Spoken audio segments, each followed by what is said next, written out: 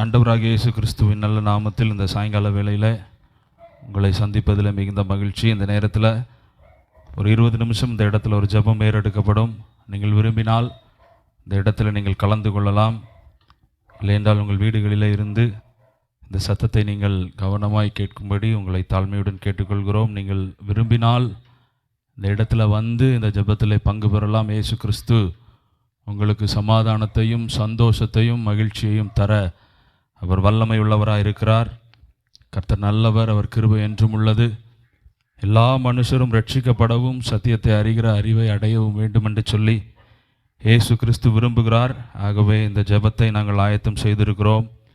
நீங்கள் விரும்பினால் இந்த இடத்துல வந்து இந்த ஜெபத்தில் பங்கெடுக்கலாம். இயேசு கிறிஸ்து உங்களுக்கு சமாதானத்தையும் சந்தோஷத்தையும் நிம்மதியையும் ஆறுதலையும் தர அவர் வல்லமையுள்ள தேவனாயிருக்கிறார். கர்த்தர் நல்லவர். ஒரு சிறிய ஜெபம் செய்து இந்த கூட்டத்தை நாங்கள் ஆரம்பம் செய்திருக்கிறோம். பரிசுத்தமுள்ள நல்ல தகப்பனே, இந்த அருமையான சாயங்கால வேலைக்காய் நன்றி.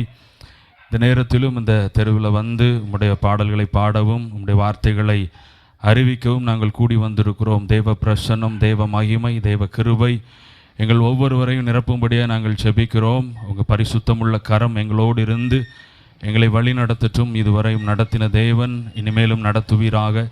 எங்களை தரை மட்டும் தாழ்த்துகிறோம். எல்லா தடைகளையும் இயேசுவின் நாமத்தில் நாங்கள் மாற்றி ஜெபிக்கிறோம். உடைய பரிசுத்தமுள்ள நாமம் மாத்திரம் மகிமைப்படட்டும். இயேசு கிறிஸ்துவின் நாமத்தில் ஜெபிக்கிறோம் நல்ல பிதாவே, ஆமென். கர்த்தர் நல்லவர், அவர் கிருபை என்றும் உள்ளது. ஆமென். வேதம் சொல்லுகிறது, ஸ்திரீயானவள் தன் கற்பத்தின் பிள்ளைக்கு இறங்காமல் தன் பாலகனை மறப்பாளோ? அவர்கள் மறந்தாலும் நான் உன்னை மறக்க மாட்டேன், நான் உன்னை விட்டு விலகுவதும் இல்லை, உன்னை கைவிடுவதும் இல்லை என்று சொல்லி வேதம் சொல்லுகிறது. ஒரு பாடலை பாடி கூட நாம் ஆண்டவருடைய நாமத்தை மகிமைப்படுத்துவோம். நான் உன்னை விட்டு விலகுவதில்லை, நான் உன்னை என்றும் கைவிடுவதில்லை, நான் உன்னை விட்டு விலகுவதில்லை, நான் உன்னை என்றும் கைவிடுவதில்லை, நான் உன்னை காண்கின்ற தேவன், கண்மணி போல் உன்னை காப்பேன், நான் உன்னை காண்கின்ற தேவன், கண்மணி போல் உன்னை காப்பேன், நான் உன்னை விட்டு விலகுவதில்லை, நான் உன்னை என்றும் கைவிடுவதில்லை. பயப்படாதே நீ மனமே, நான் காத்திடுவேன் உன்னை தினமே. பயப்படாதே நீ மனமே, நான் காத்திடுவேன் உன்னை தினமே. அற்புதங்கள் நான் செய்திடுவேன், அற்புதங்கள் நான் செய்திடுவேன், உன்னை அதிசயமாய் நான் நடத்திடுவேன், உன்னை அதிசயமாய் நான் நடத்திடுவேன். நான் உன்னை விட்டு விலகுவதில்லை, நான் உன்னை என்றும் கைவிடுவதில்லை. திகையாதே கலங்காதே மனமே, நான் உன்னுடன் இருக்க பயம் ஏன். திகையாதே கலங்காதே மனமே, நான் உன்னுடன் இருக்க பயம் ஏன். கண்ணீர் யாவையும் துடைத்திடுவேன், கண்ணீர் யாவையும் துடைத்திடுவேன், உன் கவலைகள் யாவையும் போக்கிடுவேன், உன் கவலைகள் யாவையும் போக்கிடுவேன். நான் உன்னை விட்டு விலகுவதில்லை, நான் உன்னை என்றும் கைவிடுவதில்லை. அனுதினம் என்னை தேடிடுவாய், நான் அளித்திடும் பலனை பெற்றிடுவாய். அனுதினம் என்னை தேடிடுவாய், நான் அளித்திடும் பலனை பெற்றிடுவாய். அத்திமரம் போல் செழித்திடுவாய், அத்திமரம் போல் செழித்திடுவாய். நான் ஆசையாய் உண்ண கனி கொடுப்பாய், நான் ஆசையாய் உண்ண கனி கொடுப்பாய். நான் உன்னை விட்டு விலகுவதில்லை, நான் உன்னை என்றும் கைவிடுவதில்லை. நீதியின் வலக்கரத்தாலே உன்னை தாங்குவேன் நான் அன்பினாலே, நீதியின் வலக்கரத்தாலே உன்னை தாங்குவேன் நான் அன்பினாலே. ஆவியில் உண்மையாய் ஜெபித்திடுவாய், ஆவியில் உண்மையாய் ஜெபித்திடுவாய். தினம் அல்லேலூயா என்றே ஆர்ப்பரிப்பாய், தினம் அல்லேலூயா என்றே ஆர்ப்பரிப்பாய். நான் உன்னை விட்டு விலகுவதில்லை, நான் உன்னை என்றும் கைவிடுவதில்லை, நான் உன்னை விட்டு விலகுவதில்லை, நான் உன்னை என்றும் கைவிடுவதில்லை. நான் உன்னை காண்கின்ற தேவன், கண்மணி போல் உன்னை காப்பேன். நான் உன்னை காண்கின்ற தேவன், கண்மணி போல் உன்னை காப்பேன். நான் உன்னை விட்டு விலகுவதில்லை, நான் உன்னை என்றும் கைவிடுவதில்லை. ஆமென். கர்த்தர் நல்லவர். இப்போதும் மத்தியில் இருக்கிற பாஸ்டர் செல்வகுமார் அவர்கள் கர்த்தருடைய வார்த்தையை பகிர்ந்து கொள்வார்கள்.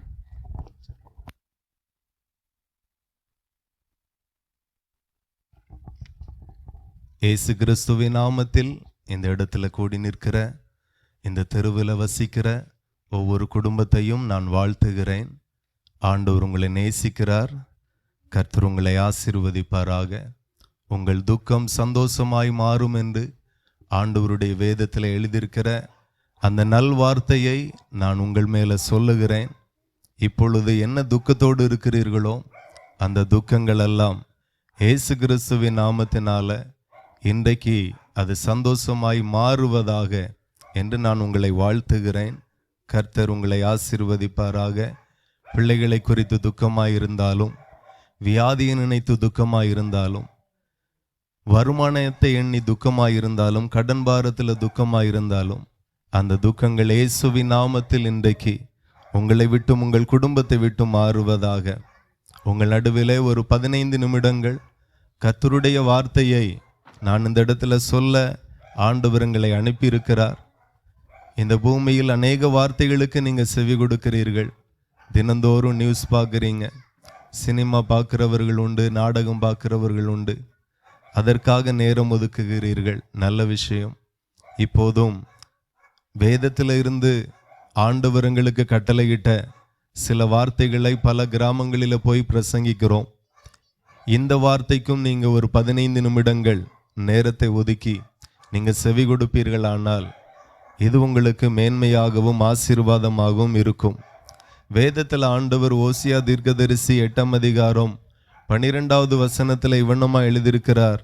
என் வேதத்தின் மகத்துவங்களை அவர்களுக்கு எழுதி கொடுத்தேன், அவைகளை அந்நிய காரியமாக எண்ணினார்கள் என்று ஆண்டவர் வேதத்தில் எழுதியிருக்கிறார். வேதம் எப்படிப்பட்டதென்றால் அது ஒரு மதத்திற்காக எழுதப்பட்ட ஒரு புஸ்தகம் அல்ல. கர்த்தர் வேதக்காரர்களுக்கு மாத்திரம் வேதத்தை எழுதி கொடுக்காமல் இந்த பூமியில் இருக்கிற எல்லா ஜாதி ஜனங்கள், பாஷைக்காரர்கள், எல்லா மாவட்ட, மாநிலம், உலகத்தில் இருக்கிற எல்லா தேசத்திற்காக ஆண்டவர் வேதத்தை எழுதியிருக்கிறார். சிலர் புரியாமல் இந்த வேத புஸ்தகம் கிறிஸ்தவர்களுடையது, இந்த வேத புஸ்தகம் கிறிஸ்தவ மதத்தினுடையது என்று சொல்லி நினைக்கிறார்கள். இந்தியாவில் நாம் பார்த்தா பல இடங்களில் வேதத்தை அவமதிக்கிற செயலை நாம் கண்கூடாய் நியூஸ் வழியாக, பேப்பர் நியூஸ் வழியாக பார்க்க முடிகிறது. சில இடங்களில் வேதத்தை கிழிக்கிறார்கள், எரிக்கிறார்கள், காலில் போட்டு மிதிக்கிறார்கள். எவ்வளோ அவமரியாதை செய்ய முடியுமோ அவ்வளோ ஜனங்கள் செய்கிறார்கள். அத்தனையும் அறியாமையினால செய்கிறார்கள். நீங்கள் கவனித்தீர்களானால் வேதம் எப்படிப்பட்டதென்றால் இந்த உலகத்திலேயே கிட்டத்தட்ட தோராயமாக 800 கோடி மனிதர்கள் இந்த பூமியில் இருக்கிறாங்க. அதில் கிட்டத்தட்ட 500 கோடிக்கும் அதிகமான பேர் வேதத்தை தினந்தோறும் வாசிக்கிறார்கள், நேசிக்கிறார்கள், படித்து சமாதானத்தை பெற்றுக்கொள்ளுகிறார்கள். அது வாசிக்கிற ஒவ்வொரு பேருக்கும் ஒவ்வொரு நாளும் ஆறுதல் உண்டாகுகிறது. நீங்கள் கவனித்தால் இந்தியாவிலே மாத்திரம் கிட்டத்தட்ட 1400க்கும் அதிகமான பாஷைகள் இந்தியாவில் இருக்கிறது. உலகம் எங்கிலும் சொல்லப்போனால் நிறைய பாஷைகள் இருக்கிறது. இந்த உலகத்திலேயே அதிகமாய் விற்கப்படுகிற ஒரு புஸ்தகம் உண்டானால் அது கர்த்தருடைய வேத புஸ்தகம் மட்டுமே. அதிகமாய் அச்சடிக்கப்படுகிற ஒரு புஸ்தகம் உண்டானால் அது வேத புஸ்தகம் மட்டுமே. நீங்கள் கவனித்தால் அதிகமான பாஷைகளிலே மொழிபெயர்க்கப்பட்டு ஜனங்களுக்கு கொடுக்கப்படுகிற ஒரு புஸ்தகம் உண்டானால் அது கர்த்தருடைய வேத புஸ்தகம் மட்டுமே. உலகத்தில் பல ஆயிரக்கணக்கான மொழிகள் இருக்கிறது. அதில் கிட்டத்தட்ட இதுவரையிலும் 1700க்கும் அதிகமான மொழிகளிலே வேத வசனங்கள் மொழிபெயர்க்கப்பட்டு ஜனங்களுக்கு கொடுக்கப்படுகிறது. ஜனங்கள் தினந்தோறும் வாசிக்கிறார்கள், வேதத்தை நேசிக்கிறார்கள், அவர்களுக்கு ஆறுதல் உண்டாகுகிறது. இந்த வேதமும் இந்த வேத வசனமும் சபையும் ஒரு மனுஷனால் உருவாக்கப்பட்ட மதமே. ஆனால் அது ஒரு மாநிலத்தோடு நின்று போயிருக்கும், ஒரு தேசத்தோடு நின்று போயிருக்கும். ஆனால் வேதம் அப்படிப்பட்டது இல்லை. அது ஒரு மனுஷனால் உருவாக்கப்பட்ட மதமோ மனுஷனால் எழுதப்பட்ட வார்த்தையோ அல்ல. ஒவ்வொரு வார்த்தையும் தேவனால எழுதப்பட்டது, தேவ ஆவியினால எழுதப்பட்டது. வேதத்தில் நீங்கள் பார்த்தீங்கன்னா சொல்லப்பட்டு இருக்கிற ஒவ்வொரு வார்த்தையும் மெய்யான வார்த்தைகள், சத்தியமான வார்த்தைகள். இதில் எதுவும் கட்டுக்கதைகள் அல்ல. வேதத்தில் சொல்லப்பட்டிருக்கிற இயேசு மெய்யான தெய்வம். கட்டுக்கதையில் வரக்கூடிய தெய்வம் இயேசு அல்ல. வேதத்தில் சொல்லப்பட்டிருக்கிற ஒவ்வொரு வார்த்தையும் கிராமங்களில் சாதாரணமாய் போய் பாம்பர மக்களுக்கு பிரசங்கித்தால் ஒருவேளை அவைகளை ஏற்றுக்கொள்ளுவார்கள். ஆனால் இந்த பூமியில் பாம்பர மக்கள் மாத்திரம் அல்ல, இந்த பூமியில் கிட்டத்தட்ட ஞானிகள் இருக்கிறாங்க, படித்தவர்கள் இருக்கிறாங்க, அறிஞர்கள் இருக்கிறாங்க, சயின்டிஸ்ட்கள் இருக்கிறாங்க. இவர்கள் எல்லாரும் சும்மா ஒரு மனுஷன் போய் வேதத்தை பிரசங்கிக்கிறதுனால ஒருவரும் அதை ஏற்றுக்கொள்ள மாட்டார்கள். ஆகவே நீங்கள் வேதம் எப்படிப்பட்டதென்றால், இந்த வேதம் விஞ்ஞானத்தின்படி சொல்லப்பட்ட ஒவ்வொரு வார்த்தைகளும் ஆய்வுக்கு உட்படுத்தப்பட்டிருக்கிறது. வேதத்தில் சொல்லப்பட்ட அநேக தீர்க்க தரிசனங்கள், அநேக வார்த்தைகள், வேதத்தில் உள்ள ஒவ்வொரு வார்த்தைகளையும் அநேக விஞ்ஞானிகள் அதை ஆய்வு செய்திருக்கிறார்கள். இதில் சொல்லப்பட்டிருக்கிற ஒவ்வொரு வார்த்தையும் உண்மையா இருக்கிறதா, உண்மையா என்று ஆய்வு செய்தார்கள்.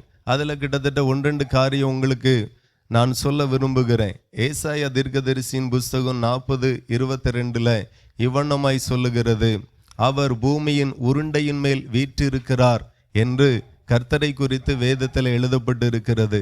ஆண்டவர் எங்கே இருக்கிறார் அப்படின்னா பூமியின் உருண்டையின் மேல் இருக்கிறார் என்று கிட்டத்தட்ட 4000 வருடங்களுக்கு முன்பதாகவே வேதத்தில் பூமியினுடைய வடிவத்தை குறித்து சொல்லப்பட்டிருக்கிறது. ஆனால் பூமி பல வடிவத்தில் இருக்கிறதாக ரொம்ப நாள் சொல்லி கொண்டிருந்தார்கள். பூமி தட்டையாக இருக்கிறது, சதுரமாக இருக்கிறது, நீளமாக இருக்கிறது, இப்படி எல்லாம் சொன்னார்கள். ஆனால் கடைசியில் சயின்டிஸ்ட்கள் அதை ஆய்வு செய்து இவ்வண்ணமாக ஒரு ஸ்டேட்மெண்ட் கொடுத்தார்கள், வேதத்தில் சொல்லப்பட்டிருக்கிறது உண்மை, உண்மைக்கு புறம்பான எந்த வார்த்தையும் வேதத்தில் இல்லை. வேதத்தில் பல ஆயிரம் ஆண்டுகளுக்கு முன்பதாக சொல்லப்பட்ட அந்த வார்த்தை, அவர் பூமியின் உருண்டையின் மேல் வீற்றிருக்கிறார் என்று சொல்லப்பட்ட அந்த வார்த்தை உண்மையானது, மெய்யானது, அது சத்தியமானது என்று சொல்லி எல்லாரும் ஏற்றுக்கொண்டார்கள். நீங்கள் கவனித்தீர்களானால் இப்படி பல வார்த்தைகள் வேதத்தில் சொல்லப்பட்டதெல்லாம் உண்மையாயிருக்கிறது, அது ஆய்வுக்கு உட்படுத்தப்பட்டிருக்கிறது. யாராலையும் அந்த வார்த்தைகளை பொய்யாக ஆக்க முடியவே இல்லை. நீங்கள் கவனித்தீர்களானால் யோபுவின் புஸ்தகம் வேதத்தில் யோபு 26:7 சொல்லப்பட்டிருக்கிறது, பூமியை அந்தரத்தில் தொங்க வைக்கிறார் என்று ஆண்டவரை குறித்து, இந்த பூமியை குறித்து வேதத்தில் எழுதப்பட்டிருக்கிறது. நீங்கள் கவனித்தால் ஆண்டவர் இந்த பூமியை சிருஷ்டித்து ஏதோ மனிதர்கள் கற்பனை பண்ணி கொண்டிருந்தார்கள். இந்த பூமி ஏதோ மனுஷனுடைய கரத்தில் தாங்கப்பட்டு இருக்கிறது, ஏதோ ஒரு மனுஷன் தன் தோள் மேலே தூக்கி வைத்து கொண்டு இருக்கிறான் என்று இப்படிப்பட்ட கற்பனை கதைகள் நிறைய உண்டு. அப்போ அதை ஆய்வு செய்து பார்க்கும்போது இந்த பூமி உண்மையில ஏதோ ஒரு தூண் மேலேயோ அல்லது ஏதோ ஒரு மனுஷன் மேலேயோ அல்ல, உண்மையாகவே வேதத்தில் சொல்லப்பட்டபடியே பூமியை அந்தரத்தில் ஆண்டவர் தொங்க விட்டு இருக்கிறார் என்று பின்னாளில் ஆய்வு செய்யும் போது அது நிரூபிக்கப்பட்டு இருக்கிறது. இப்படி வேதத்தில் சொல்லப்பட்டிருக்கிற சின்ன வார்த்தையாக இருந்தாலும் பெரிய வார்த்தையாக இருந்தாலும், சின்ன சம்பவமாக இருந்தாலும் பெரிய சம்பவமாக இருந்தாலும், எல்லாமே வேதத்தில் சொல்லப்பட்டிருக்கிறது அத்தனையும் உண்மையான வார்த்தைகள். உண்மைக்கு புறம்பானது எதுவுமே இல்லை. கடைசியாக ஒரே ஒரு வார்த்தையை நான் சொல்லி அடுத்த வார்த்தைக்கு நேராய் போக நான் விரும்புகிறேன். நீங்கள் கவனித்தீர்களானால் வேதத்தில் புவியியலை குறித்து சொல்லப்பட்டிருக்கிறது, வானிலையை குறித்து சொல்லப்பட்டிருக்கிறது, நீரியலை குறித்து சொல்லப்பட்டிருக்கிறது. அப்படியே நீரியலை குறித்து சொல்லப்பட்ட வார்த்தையை நான் உங்களுக்கு வாசிக்க விரும்புகிறேன். வேதத்தில் யோபுவின் புஸ்தகம் 36ஆம் அதிகாரம் 27, 28 நீங்கள் வாசித்தீர்களானால் இந்த பூமியினுடைய நீர்த்துளிகளை குறித்து அதில் சொல்லப்பட்டு இருக்கிறது. என்ன அப்படின்னா, அவர் நீர்த்துளிகளை அணுவை போல ஏற பண்ணுகிறார், அவைகள் மேகத்தில் இருந்து மழையாக சொரிகிறது, அதை மேகங்கள் பெய்து மனுஷர் மேல மிகுதியாய் பொழிகிறது என்று சொல்லப்பட்டு இருக்கிறது. நீங்க கவனித்தால் இந்த நீர் சுழற்சி முறையை விஞ்ஞானிகள் கண்டுபிடித்தார்கள். எப்படி ஆகாயத்திலிருந்து மழை பொழிகிறது, இந்த கடல் நீரெல்லாம் எங்கே போகுது, என்னவா ஆகுது அப்படின்னு கண்டுபிடிக்கும் போது வேதத்தில் சொல்லப்பட்டபடியே உண்மை என்று சொல்லி 17ஆம் நூற்றாண்டில் விஞ்ஞானிகள் கண்டுபிடித்தார்கள். வேதத்தில் பல ஆயிரம் ஆண்டுகளுக்கு முன்பதாகவே சொல்லப்பட்ட வார்த்தை மெய்யானது. வேதம் கட்டுக்கதை அல்ல, வேதத்தில் சொல்லப்பட்டதெல்லாம் உண்மையானது. அதை தான் நான் உங்களுக்கு வாசித்து காட்டுகிறேன். யோபுவில் அவர் நீர்த்துளிகளை அணுவை போல ஏற பண்ணுகிறாராம். இன்னைக்கு கடல் நீர், நதி நீர், எல்லா நீரும் அப்படியே ஆவியாகி மேலே போகிறது. அதை குறித்து தான் வேதம் சொல்லுகிறது. அவர் நீர்த்துளிகளை அணுவை போல ஏற பண்ணுகிறார், அவைகள் மேகத்திலிருந்து மழையாக சொரிகிறது, அதை மேகங்கள் பெய்து மனுஷர் மேல் மிகுதியாய் பொழிகிறது என்று சொல்லி எழுதப்பட்டிருக்கிறது. இப்படி அநேக காரியங்களை வேதம் விஞ்ஞானிகள் மூலமாக சொல்லப்பட்ட ஒவ்வொரு வார்த்தையும் ஆய்வுக்கு உட்படுத்தி அதில் சொல்லப்பட்ட வார்த்தையெல்லாம் மெய் என்று சொல்லப்பட்டு இருக்கிறது. ஆகையினால வேதத்தில் சொல்லப்பட்ட வார்த்தைகளை நம்புங்க. இன்றைக்கு இந்த வார்த்தைகளை உங்களோடு கூட பேச வந்திருக்கிறேன். மீதியான ஒரு 10 நிமிஷம் பேசுகிற வார்த்தைக்கு செவி கொடுங்க தயவு செய்து. இயேசு கிறிஸ்து 2000 ஆண்டுகளுக்கு முன்பதாக இந்த பூமியில மனுஷனாய் வந்தார். பிதாவாகிய தேவன் தன்னுடைய ஒரே பேரான குமாரனாகிய இயேசு கிறிஸ்துவை ஏன் இந்த பூமியில் அனுப்பினார் என்றால், அநேக காரியத்தை சொல்ல முடியும். புரிதலுக்காகவும் நேரமில்லாத காரணத்தினால ஒரு 3 காரியத்தை நான் உங்களுக்கு சொல்லுகிறேன். இயேசு கிறிஸ்து இந்த பூமியில வந்தது முதல் காரணம், அவர் வந்து சொன்னார், மனம் திரும்புங்கள், பரலோக ராஜ்யம் சமீபமாயிருக்கிறது என்று சொல்லி. நீங்க கவனித்தீர்களானால் இயேசு கிறிஸ்துவை பிதாவாகிய தேவன் எதற்காக இந்த பூமியில அனுப்பினார் என்றால், இந்த பூமியில இருக்கிற ஒவ்வொரு மனுஷனும் மனம் திரும்பணும். இன்னைக்கு நிறைய பேர் தனக்கு பிடிச்ச மாதிரி இந்த பூமியில வாழுகிறார்கள், தன் விருப்பத்தின்படி வாழுகிறார்கள், மற்றவர்களை பார்த்து சில காரியத்தை கற்றுக்கொண்டு அதன்படி வாழுகிறார்கள். இந்த பூமியில எல்லா மதங்களும் சொல்லுகிறது, மரணத்துக்கு பிற்பாடு ஒரு மனுஷன் இந்த பூமியில உண்மையாய் நீதியாய் வாழ்ந்தால் பரலோகத்துக்கு போவான், இல்லைனா துன்மார்க்கமாய் அயோக்கியமாய் பாவியாய் அநியாயக்காரனாய் அக்கிரமக்காரனாய் வாழ்ந்தால் அவன் நரகத்துக்கு போவான் என்று எல்லா மதங்களும் சொல்லுகிறது. இந்த வார்த்தை எல்லாருடைய இருதயத்திலையும் கூட இருக்கிறது. ஆகவே இந்த பூமியில இயேசு கிறிஸ்து வந்து ஜனங்களை பார்த்து எங்களை போல தெருக்களில் நின்று, கடற்கரையில் நின்று, கிராமங்களில் பட்டணங்களில் போய் மனம் திரும்ப வேண்டிய ஜனங்களை பார்த்து, பாவிகளை பார்த்து பிரசங்கித்தார். மனம் திரும்புங்கள், பரலோக ராஜ்யம் சமீபமாய் இருக்கிறது என்று சொல்லி. ஆண்டவர் ஏன் இதை விரும்புகிறார் என்றால், ஆண்டவர் மனுஷனை எப்படி படைத்தார் என்றால், மனுஷனை தன்னுடைய சாயலாக தேவனுடைய சாயலாகவே சிருஷ்டித்தார். நமக்கு கண்கள் எப்படி இருக்கிறதோ அப்படியே கர்த்தருக்கும் இருக்கிறது, தேவனுக்கும் இருக்கிறது. நமக்கு காதுகள், மூக்குகள், உதடுகள் எப்படி இருக்கிறதோ, முக அமைப்பு எப்படி இருக்கிறதோ, கை அமைப்பு எப்படி இருக்கிறதோ, கால் அமைப்பு எப்படி இருக்கிறதோ, அப்படியே தான் நம்மை உண்டாக்கின தேவனுக்கும் இருக்கிறது. ஆனால் எதில் வித்தியாசம் என்று சொன்னால், அவரை குறித்து, தேவனை குறித்து சொல்லப்பட்டு இருக்கிறது, பிதாவாகிய தேவன் பூரண சர்க்குணராய் இருக்கிறார் என்று சொல்லி. பாவம் அறியாதவராய் தேவன் இருக்கிறார். ஆனால் மனிதன் அப்படியல்ல. சகல பாவமும் சகல அருவருப்பமும் மனுஷனுக்குள்ளாய் இருக்கிறது, மனுஷனுடைய வாழ்க்கைக்குள்ளாய் இருக்கிறது.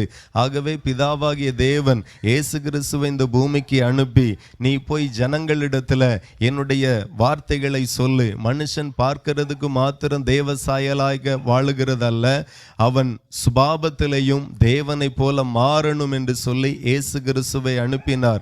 அப்படியே தான் இயேசு கிறிஸ்து இந்த பூமியில வந்து வழியாக வந்தார், சத்தியமாக வந்தார், ஜீவனாக வந்தார். அவர் சொன்ன சில வார்த்தைகளை உங்களுக்கு சொல்லுகிறேன். இந்த பூமியில நாம நினைப்போம் ஆசீர்வாதம் எப்படி வருகிறது என்று நிறைய நேரத்தில் சிந்திப்போம். எப்படி என் கடை வியாபாரம் ஆசீர்வதிக்கப்படும், எப்படி என் குடும்பம் ஆசீர்வதிக்கப்படும், எப்படி என் பிள்ளைகள் ஆசீர்வதிக்கப்படுவார்கள் என்று பல கற்பனை கதைகள் எல்லாம் நம்மளிடத்துல இருக்கும். ஒருவேளை நம்ம பிறந்த ராசி சரியில்லை, நம்ம பிறந்த நேரம் சரியில்லை, அல்லது நம்ம நல்லா படிக்கலை, ஒருவேளை நம்ம எடுத்த குரூப் சரியில்லை, வேற மாதிரியான படிப்பு எடுத்திருக்கணும், வேற மாதிரியான குரூப் எடுத்து படிச்சிருந்தா இன்னைக்கு நல்ல வேலை கிடைச்சிருக்கும், இப்படிலாம் நம்ம இருதயத்தில் யோசித்து கொண்டு இருப்போம். ஆனால் தேவன் ஒரு மனுஷனை எப்படி ஆசீர்வதிக்கிறார் என்றால் ஆண்டவர் சொல்லுகிறார், மத்திய எழுதின சுவிசேஷம் 5ஆம் அதிகாரம் 5ஆம் அதிகாரத்தில் 5ஆம் வசனத்தில், சாந்த குணமுள்ளவர்கள் பாக்கியவான்கள், அவர்கள் பூமியை சுதந்தரித்து கொள்ளுவார்கள் என்று. இது ஒரு ரகசியம். ஆண்டவர் யாரை ஆசீர்வதிக்க விரும்புகிறார்? ஆசீர்வாதம் எப்படி வருகிறது என்றால் பிறந்த நேரத்தினால் அல்ல, அல்லது படிப்பு சரியில்லாததினால் அல்ல. நீங்க கவனித்தால் ஆண்டவர் யாரை ஆசீர்வதிக்க விரும்புகிறார் என்றால் சாந்த குணமுள்ளவர்கள் பாக்கியவான் என்று ஆண்டவர் சொல்லி இருக்கிறார். ஆசீர்வாதம் எப்படி வருகிறது என்றால் குணத்தில் வருகிறது, சுபாவத்தில் வருகிறது. நம்மளை அறியாமலே, வேதத்தை வாசிக்காமலே நம்மள பல பேரை பார்த்து சொல்லியிருப்போம், அவன் புத்திக்கு தானே அவன் அப்படி இருக்கான், அவன் புத்திக்கு தானே அவன் குடும்பம், அவன் பிள்ளைகள் அப்படி இருக்கு என்று சொல்லி மற்றவர்களை பார்த்து நம்ம சொல்லியிருப்போம். ஆனால் அது 100% உண்மை. வேதமும் அதற்கு சாட்சி கொடுக்கிறது. வேதத்தில் இயேசு கிறிஸ்து சொல்லுகிறார், சாந்த குணமுள்ளவர்கள் பாக்கியவான்கள். அப்போ ஒரு சாந்த குணம் ஒரு மனுஷனுக்குள்ளா இருக்கிறதுனால அவன் பாக்கியவானாய் இருப்பான் என்று படைத்த தேவன் சொல்லுகிறார். அப்போ ஒருவேளை உங்களுக்குள்ளாய் சாந்த குணம் இல்லாவிட்டால் இன்றைக்கு உங்க குணத்தை மாற்றுங்க. சிலருடைய குணங்கள் பயங்கரமாக இருக்கும், பயங்கர கோபக்கார குணமாக இருக்கும். இந்த குணங்கள் எல்லாம் மாறணும். எரிச்சலான குணமாக இருக்கும், வைராக்கியமான குணமாக இருக்கும், பொல்லாத குணங்களாக இருக்கும். இன்றைக்கு நீங்கள் ஆசீர்வதிக்கப்படணும், உங்கள் குடும்பம், உங்கள் பிள்ளைகள் ஆசீர்வதிக்கப்படணும் அப்படின்னா நீங்கள் முதலாவது குணத்தை மாற்றினாலே 100% ஆசீர்வதிக்கப்படுவீர்கள். இதை தான் இயேசு கிறிஸ்து அன்றைக்கும் சொன்னார். இன்றைக்கும் சபைகள் அதை மறுபடியுமாய் வரக்கூடிய ஜனங்களுக்கு பிரசங்கிக்கப்படுகிறது. மறுபடியுமாய் சொல்லுகிறார் ஆண்டவருடைய வார்த்தை, இரக்கமுள்ளவர்கள் பாக்கியவான்கள், அவர்கள் இரக்கம் பெறுவார்கள் என்று சொல்லப்பட்டிருக்கிறது. இன்னைக்கு நமக்கு ஒரு இரக்கம் கிடைக்க வேண்டுமேயானால் தேவனுடைய கண்களில், மனுஷனுடைய கண்களில், போகிற இடங்களிலெல்லாம் நமக்கு நம்முடைய பிள்ளைகளுக்கு இரக்கம் கிடைக்கணும் அப்படின்னா நாம் இரக்க குணமுள்ளவர்களாக இருக்கணும். இன்னைக்கு நிறைய பேர்கிட்ட அந்த இரக்க குணமே இல்லை. வைராக்கியங்கள் இருக்கிறது, எரிச்சல்கள் இருக்கிறது, பொறாமைகள் இருக்கிறது. இதெல்லாம் எந்த காலேஜில் போய் படிச்சுட்டு வந்தாங்கன்னே தெரியலை, இயல்பாகவே இருக்கிறது இதெல்லாம். ஆனால் ஆண்டவர் சொல்லுகிறார், இரக்க குணமுள்ளவர்கள் தான் பாக்கியவான், அவர்களை தான் தேவன் ஆசீர்வதிக்க விரும்புகிறார். நீங்கள் இரக்க குணமுள்ளவர்களாக இருந்தால் நிச்சயமாக கர்த்தர் உங்களை ஆசீர்வதிப்பார். ஆண்டவர் வார்த்தை சொல்லுகிறது, அவர்கள் இரக்கம் பெறுவார்கள். தேவனிடத்தில் இரக்கம் பெறுவார்கள், மனுஷனுடைய கண்களில் இரக்கம் கிடைக்கும்படி ஆண்டவர் செய்கிறார். இப்படியே இருதயத்தில் சுத்தமுள்ளவர்கள் பாக்கியவான்கள், அவர்கள் தேவனை தரிசிப்பார்கள் என்று சொல்லப்பட்டு இருக்கிறது. இன்னைக்கு நம்மள நிறைய பேர் கடவுள் நம்பிக்கை உடையவர்களாக இருக்கிறோம். ஆனால் இருதயத்தில் ஆண்டவருடைய வார்த்தை சொல்லுகிறது, மனுஷன் முகத்தை பார்க்கிறான், தேவனோ கர்த்தரோ இருதயத்தை பார்க்கிறார் என்று சொல்லி. இப்போ ஆண்டவருடைய வார்த்தை சொல்லுகிறது, இருதயத்தில் சுத்தமுள்ளவர்கள் தான் பாக்கியவான்கள். எப்போதுமே இருதயம் சுத்தமாக இருக்கணும். இச்சையோடு இருதயம் இருக்கக்கூடாது, பாவ சிந்தை இருதயத்தில் இருக்கக்கூடாது, வைராக்கியமும் எரிச்சலும் பொறாமையும் இருதயத்தில் இருக்கக்கூடாது. இதை பரலோகத்தின் ஆண்டவர் முற்றிலும் வெறுக்கிறார். இருதயத்தில் சுத்தமாக இருந்தால் தான் அவன் பாக்கியவனாக இருக்க முடியும், அவன் தேவனை தரிசிக்க முடியும். இப்படி நிறைய நல்ல வார்த்தைகளை இயேசு கிறிஸ்து பிரசங்கிக்கும்படியாய் பிதாவாகிய தேவன் இந்த பூமியில் அனுப்பினார். ரெண்டாவது ஒரு காரியம் ஏன் ஆண்டவர் அனுப்பினார் என்றால், இயேசு கிறிஸ்துவை வியாதிப்பட்ட ஜனங்களை சுகமாக்கும்படி அவர் அனுப்பினார். அப்படியே இயேசு கிறிஸ்து இந்த பூமியில வந்து வியாதிப்பட்டவர்களை சுகமாக்கினார், பலகீனர்களை சுகமாக்கினார், நோய்வாய்ப்பட்டவர்களை விடுவித்தார். ஸ்தோத்திரம். பிசாசின் கிரியைகளில் அகப்பட்ட ஜனங்களை விடுவித்தார். இன்றைக்கும் இந்த பகுதியில் வியாதியாய் இருந்தால் நீங்கள் இயேசுவின் நாமத்தினால, பிதாவே இந்த வியாதியில இருந்து என்னை சுகமாக்குங்க என்று சொல்லி நீங்கள் உண்மையாய் கேட்பீர்களானால், கேட்டு பாருங்க, நிச்சயம் ஒரு அற்புதம் நடக்கும். நாங்கள் நம்புகிற இயேசு உங்களை அற்புதம் செய்வார். அதே போல வியாதிகளை சுகமாக்குகிறவராய், வாதைகளை துரத்துகிறவராய், பிசாசுகளை துரத்தினவராய் இந்த பூமியில வந்தார். இந்த பூமியில பிசாசின் கட்டுகளோடும் மாந்திரிக கட்டுகளோடும் நீங்க இருப்பீர்களானால் இயேசுவை நோக்கி கூப்பிடுங்க. எத்தனை வருடத்திற்காக மாந்திரிகம் வைத்தாலும் இயேசு கிறிஸ்துவினுடைய நாமத்திற்கு முன்பதாக அந்த வல்லமைகள் வேலை செய்யாமல் போயிடும். இனி உங்க குடும்பத்தை அது தாக்காது, உங்க பிள்ளைகளை அது தாக்காது. ஏனென்றால் வேதத்தில் ஆண்டவர் சொல்லியிருக்கிறார், வாதை உன் கூடாரத்தை அணுகாது, பொல்லாப்பு உனக்கு நேரிடாது.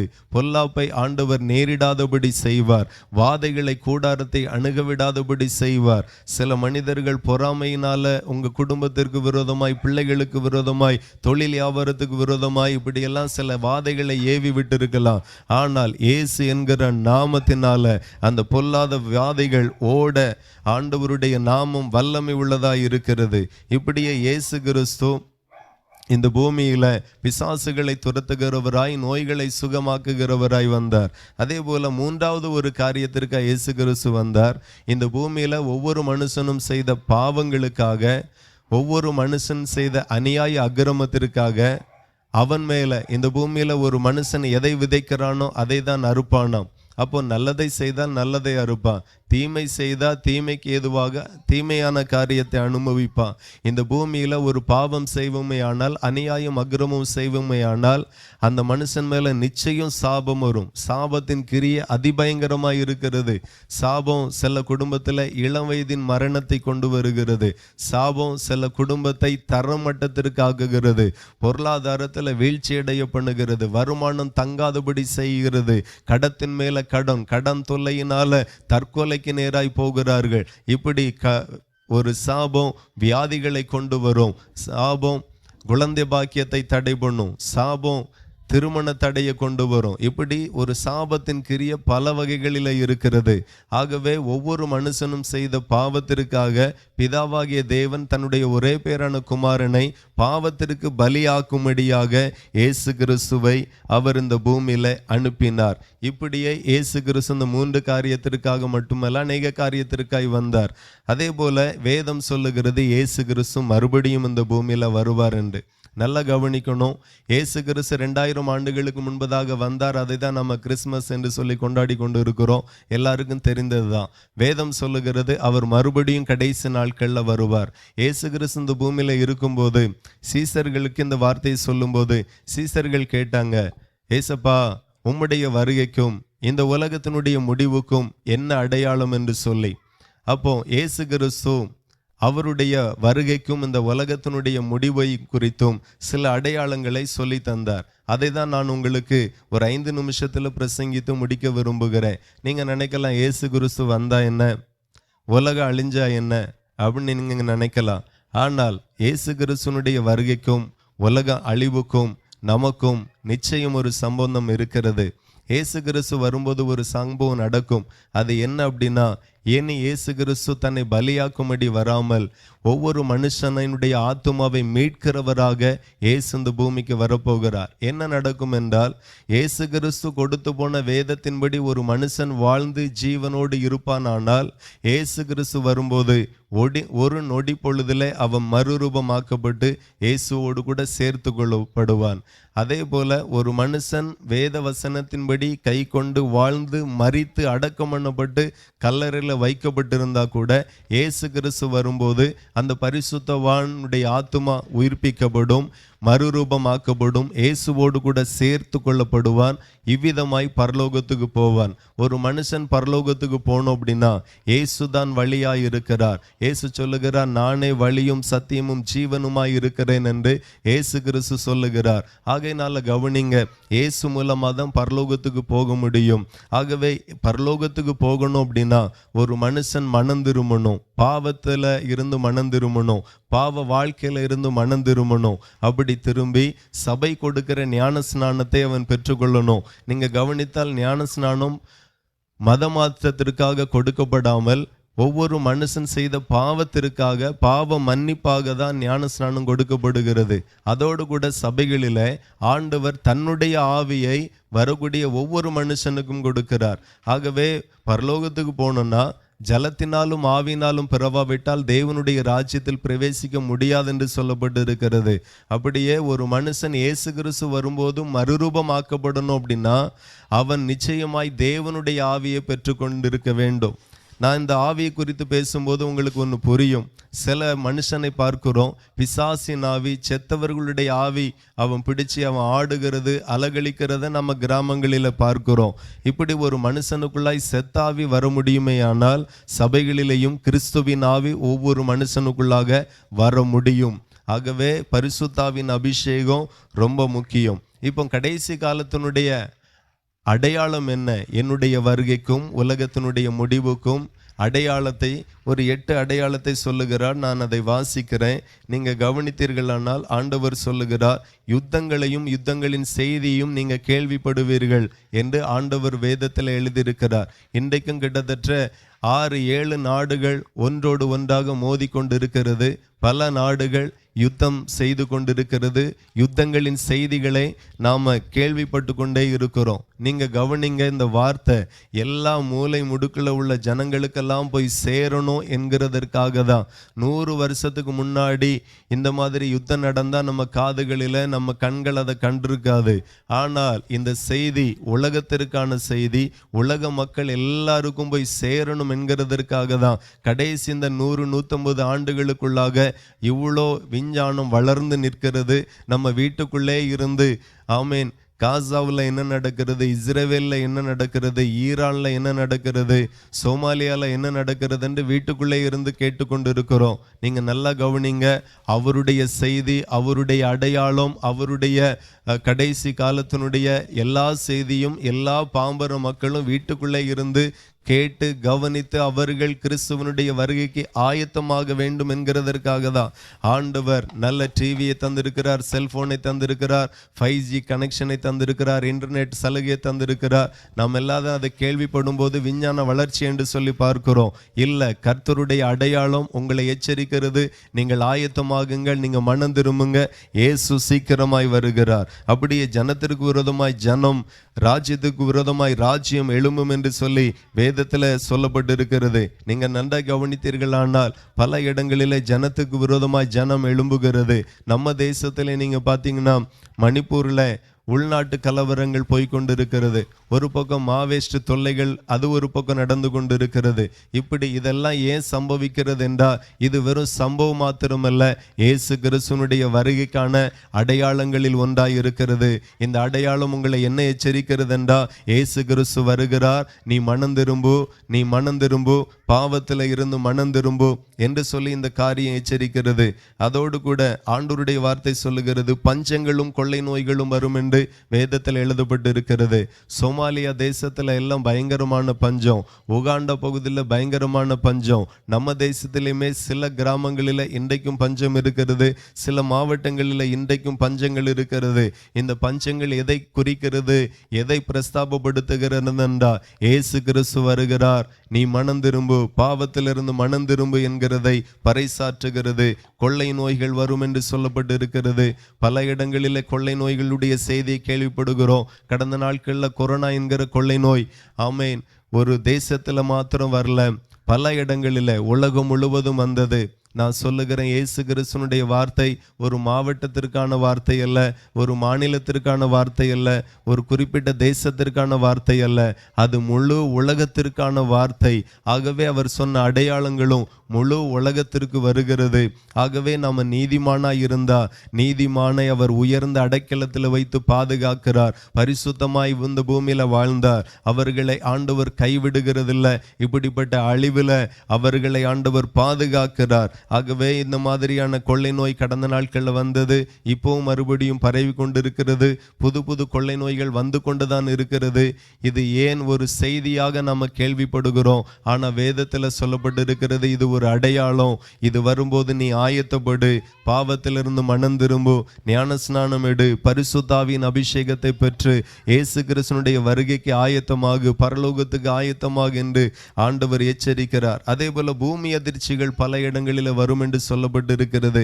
கிட்டத்தட்ட 2010 இருந்து இது நாள் வரையிலும் 15 வருடத்திற்குள்ளாக இந்த பூமி 1,52,000 முறை பெரிய பூமி அதிர்ச்சியில இருந்து சின்ன பூமி அதிர்ச்சி வரைக்கும் பல இடங்களில் வந்திருக்கிறது. இது எதை காட்டுகிறது என்றால், இயேசு சீக்கிரமாய் வருகிறார், நீ ஆயத்தமாகி என்று சொல்லப்படுகிறது. அநேகருடைய அன்பு தணிந்து போகும் என்று சொல்லப்பட்டிருக்கிறது.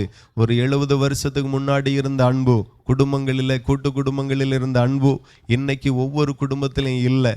நான் உண்டு, என் மனைவி பிள்ளைகள் உண்டு என்கிற அந்த அன்பு குறுகிய 3 பேருக்குள்ளாய் அடங்கி போகிறது, 4 பேருக்குள்ளாய் அடங்கி போகிறது. காரணம், இதுவும் ஒரு அடையாளம், இயேசு வருகிறார், நீ ஆயத்தப்படு என்று சொல்லி. அதே போல இந்த ராஜ்யத்தின், பரலோக ராஜ்யத்தின் இந்த சுவிசேஷம் பூலோகம் எங்கிலும் உள்ள சகல ஜாதிகளுக்கும் சாட்சியாக பிரசங்கிக்கப்படும், அப்பொழுது முடிவு வரும் என்று சொல்லப்பட்டிருக்கிறது. இன்றைக்கு நாங்கள் உங்கள் தெருவில் வந்து பேசுகிறது ஒரு மனுஷன் அனுப்பல, பரலோகத்தின் தேவன் எங்களுக்கு கட்டளையிட்டு இருக்கிறார்.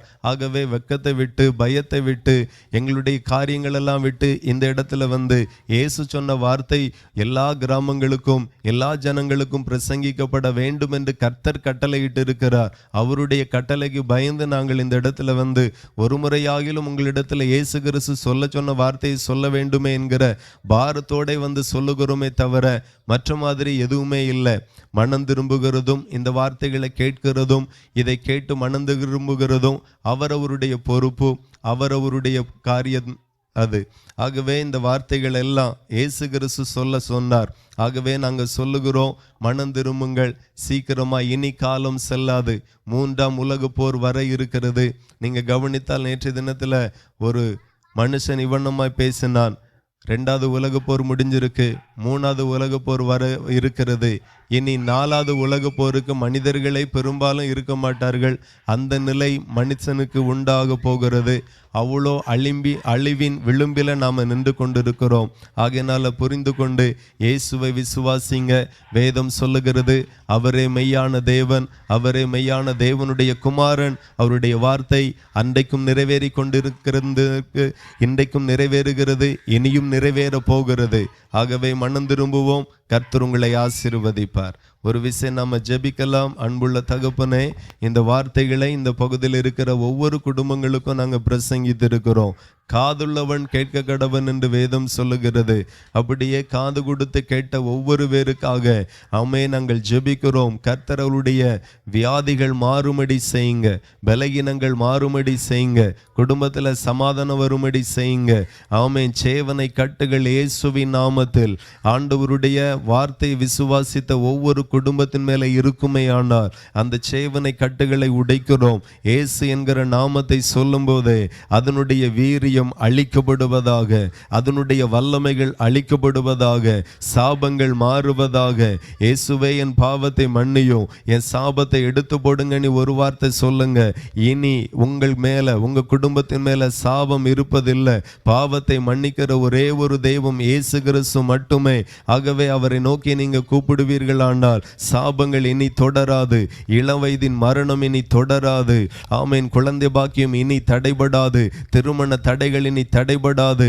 கர்த்தர் உங்களுக்கு அற்புதங்களை செய்வார். உன்னை அதிசயங்களை காண பண்ணுவேன் என்று சொன்ன கர்த்தர் உங்களுக்கு அதிசயங்களை செய்து உங்களை மகிழ பண்ணுவார். அன்புள்ள தகப்பனை, ஒவ்வொரு குடும்பத்தையும் ஆசீர்வதிக்கிறோம். வாழ்ந்திருக்க பண்ணுங்க, சுகித்திருக்க பண்ணுங்க, ஆசீர்வதிங்க. இயேசுவின் நாமத்தில் ஜெபிக்கிறோம், ஜெபங்களும் நல்ல பிதாவே, ஆமென். என் ஆத்துமாவே கர்த்தரை ஸ்தோத்திரி, என் முழு உள்ளமே பரிசுத்த நாமத்தை ஸ்தோத்திரி. என் ஆத்துமாவே கர்த்தரை ஸ்தோத்திரி, அவர் செய்த சகல உபகாரங்களை மறவாதே. ஆமென்.